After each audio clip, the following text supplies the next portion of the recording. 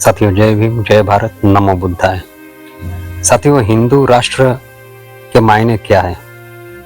साथियों, आरएसएस भारत को हिंदू राष्ट्र बनाने के पीछे की कहानी कुछ इस तरह है। इसका खाका इन लोगों ने बहुत पहले से कर रखी है और देश में हिंदू राष्ट्र पर विवादित बयान देते रहते हैं। चलिए समझते हैं इसका नजरिया।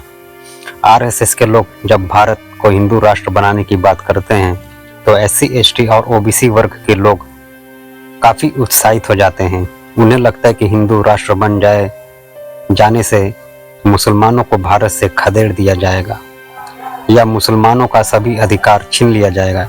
लेकिन हमारे एससी, एसटी और ओबीसी भाइयों को समझना होगा कि अगर हम अपने हक, अधिकार और आरक्षण की बात करते हैं तो मुसलमान कभी विरोध नहीं करता है। विरोध तो ये 15% वाले तथाकथित हिंदू सवर्ण जातियां करती हैं। बहुजनों को यह जान लेना चाहिए कि समाज के असली दुश्मन मुसलमान नहीं, ये सवर्ण जातियां हैं।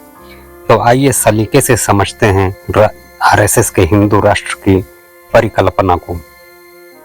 इसे अच्छी तरह से समझने के लिए इतिहास के कुछ पन्नों को पलटना पड़ेगा। आसान भाषा में ये जान लीजिए कि मुगल और अंग्रेजी हुकूमत से पहले जहां भी ब्राह्मण या क्षत्रिय का राज था वहां हिंदू राज ही था। उस हिंदू राज का संविधान मनुस्मृति था, यानी कि मूल निवासी बहुजनों को हर उस अधिकार को समाप्त कर दो जिस पर उसका जन्म सिद्ध अधिकार है, जैसे कि शिक्षा, नौकरी, व्यापार, रोजगार जैसी मूलभूत सुविधाओं से वंचित करना ही मनुस्मृति है। राजा अपने प्रजा पर मनुस्मृति के विधान से राज किया करते थे। उसी दौर में महाराष्ट्र में पेशवा चित्पावन ब्राह्मण का राज था। पेशवाओं ने मनुस्मृति को सख्ती से लागू कर शूद्रों का मौलिक अधिकार छीन लिया, यानी एससी, ओबीसी और एसटी का। उसे शस्त्र, शास्त्र, सत्ता, संपत्ति और शिक्षा से वंचित कर दिया। शूद्रों को पेशवा के आदेश के मुताबिक व्यापारी नया वस्त्र नहीं बेचते थे। यदि कोई नया खरीदने का प्रयास करता था तो व्यापारी नया वस्त्र को फाड़ कर देते थे। शूद्र वर्ण के कुछ जातियों को अछूत घोषित कर गले में हांडी और कमर में झाड़ू बांधकर चलने के लिए बाध्य कर दिया गया था। उन्हें सार्वजनिक जल स्रोत से पानी पीने से भी रोक दिया गया था। साथियों, वहीं महाराष्ट्र के वीर सपूत महाराज शिवाजी राजे का जब राज्याभिषेक करने का समय आया तो यही पेशवाओं ने उनका खुलकर विरोध किया। सोचिए, एक राजा का विरोध उसी के राज्य में जिस राज्य में उसका एक छत्र राज चलता हो। और यह भी जान लीजिए, उसी शिवाजी का राज्याभिषेक भी हुआ, लेकिन बनारस के लालची पंडित से जिसका नाम गागा भट्ट था, मोहरों की लालच में राज्याभिषेक किया, लेकिन अपने पैर की अंगूठों से, अगर हाथ के अंगूठों से तिलक लगाता तो अपवित्र हो जाता। इन ब्राह्मणों की मानसिकता इसी से पता चलता है। तो सोचिए, ये ब्राह्मण आपके कभी हो सकते हैं, ये आपके पक्ष में कभी खड़ा नजर नहीं आएंगे।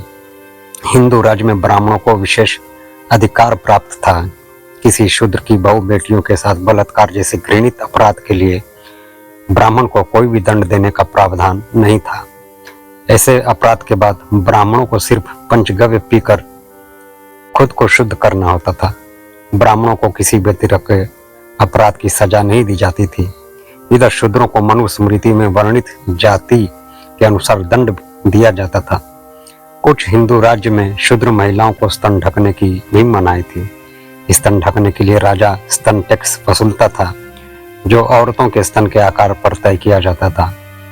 शूद्र के बेटियों पर पहला हक ब्राह्मण का होता था।